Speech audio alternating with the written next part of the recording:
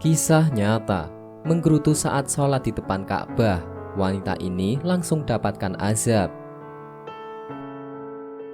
Kisah nyata, wanita ini merasakan akibat menggerutu ketika sholat. Hanya karena kecapean habis belanja, ditambah imam sholatnya membaca surat yang panjang-panjang. Akhirnya ia menceloteh seenaknya.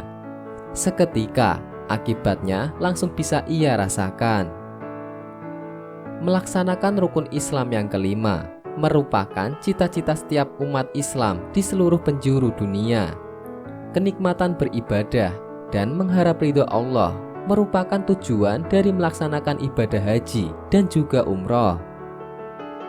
Setiap orang tentu mempunyai pengalaman dan kisah yang berbeda ketika sedang berada di tanah suci Mekah. Seperti Hanifah, wanita kelahiran Bandung yang pernah berangkat umroh di tahun 2010. Ini mengaku bisa menunaikan ibadah umroh karena dibiayai anaknya. Ia pun bercerita tentang pengalaman spiritualnya yang membuatnya tersadar hingga sekarang ini.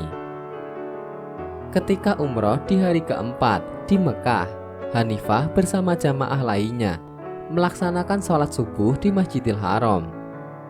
Ketika aktivitas belanja di tanah suci setelah isya malam tadi, ketika bangun tidur, ia merasakan lelah yang luar biasa. Berbeda seperti hari-hari sebelumnya. Aku sempat menggerutu ketika sholat di depan Ka'bah. Enggak khusyuk. Imamnya baca surat panjang-panjang banget. Aku lupa surat apa waktu itu yang dibaca. Aku menggerutu dalam hati. Ini imam kok nggak tahu diri banget sih? Enggak ngelihat makmum pada capek, ungkapnya. Hingga selesai sholat subuh, ia bersama rombongan hendak pulang ke hotel tempat dia menginap di Mekah. Tapi anehnya, ia tidak menemukan jalan pulang. Hatinya semakin kesal dan dongkol. Jalan ke hotel kami lebih dekat ke pintu utama. Kami keliling-keliling terus, enggak juga nemu jalan keluar, tuturnya. Ada salah seorang dari rombongan berkata, "Astagfirullah, ini dosa apa ya Allah sampai nggak bisa menemukan jalan pulang ke penginapan?" Hanifah tiba-tiba nyeletuk, "Mungkin ini dosa saya kali ya. Tadi waktu sholat saya gerutu dan mencela imamnya." Satu rombongan beristighfar sampai ada nenek-nenek yang menangis karena terlalu kelelahan mencari jalan pulang menuju hotel. Mereka pun terus beristighfar, memohon ampun kepada Allah. Hampir 1 jam setelah ia dan rombongan beristighfar, barulah mereka bisa menemukan jalan pulang. Kami dapat jalan pulang di arah Syafa dan Marwah, padahal sebelumnya sudah kami lewati berkali-kali jalan itu.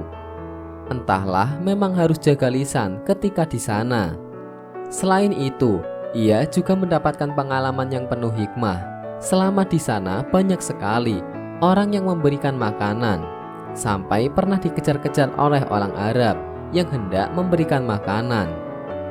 Aku sempat takut, tapi ketika ingat, mungkin ini balasan dari Allah. Maaf, bukan aku ria, tapi aku memang sering memberikan makanan ke pedagang yang lewat depan rumahku. Siapa aja aku suka panggil dan kasih makanan. Ya Allah, pas di sana aku nggak perlu beli makanan, bahkan oleh-oleh pun banyak yang dikasih, ungkapnya. Banyak hikmah yang ia rasakan setelah melaksanakan ibadah umroh.